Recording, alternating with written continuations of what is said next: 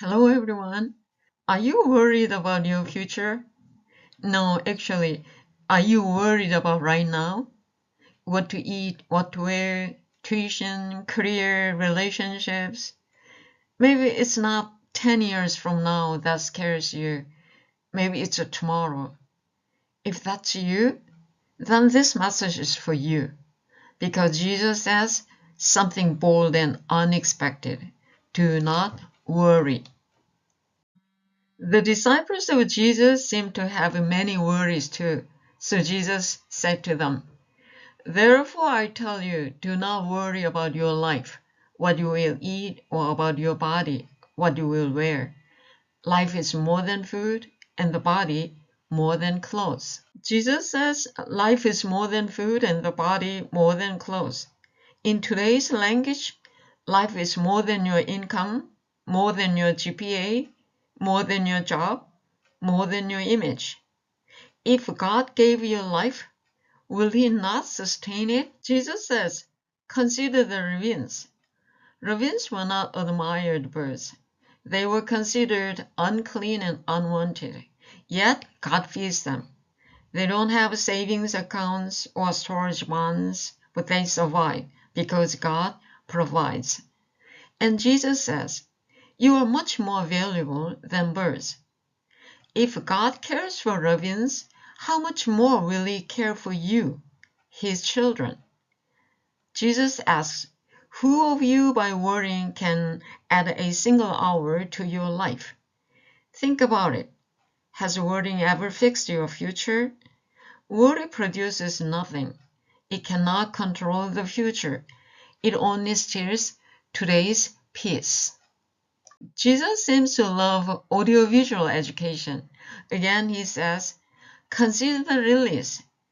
They don't spin clothes, yet even Solomon in all his wealth and glory was not dressed like one of these. Flowers are temporary. They bloom and then fade. Yet God clothes them beautifully. If God gives such beauty to something so temporary, how much more will He care for you? When we constantly worry about money, appearance, or future success, it often reveals fear. Fear that we won't be secure, won't be enough, won't be okay. Jesus gently says, "Oh, you of a little faith." This is not to shame us, but to invite us to trust. One of the most comforting lines is this: your Father knows that you need them.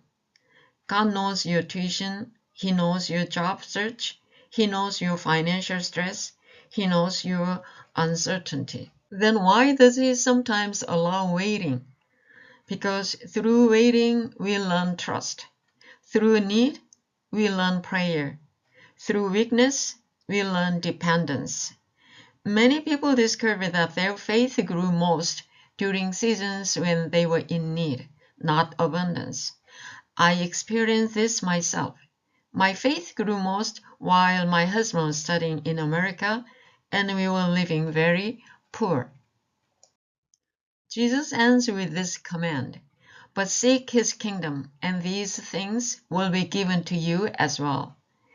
What does this mean? It means trust God as your Father and live like you belong to Him. Put His kingdom first in your decisions, your money, your time, your future. Because where your treasure is, there your heart will be also. If your treasure is money or career, your heart will rise and fall with them. But if your treasure is God Himself, your heart will stay steady, even when everything else changes. And that's where true peace begins. Young adulthood is full of uncertainty. You don't know exactly where you will be in 5 years. You don't know how everything will work out. But remember this: your Heavenly Father feeds ravens. He clothes lilies. He knows your needs. And He is pleased to give you His kingdom. So don't worry. Have faith in the Father. If you believe in Jesus, you become children of God. Seek His kingdom first, and trust that He will take care of the rest. I pray that God will give you hearts that trust Him deeply in this season of your lives. We want to invite you to our worship, 11 a.m. every Sunday at A302 Undergrad Building. Everyone is welcome.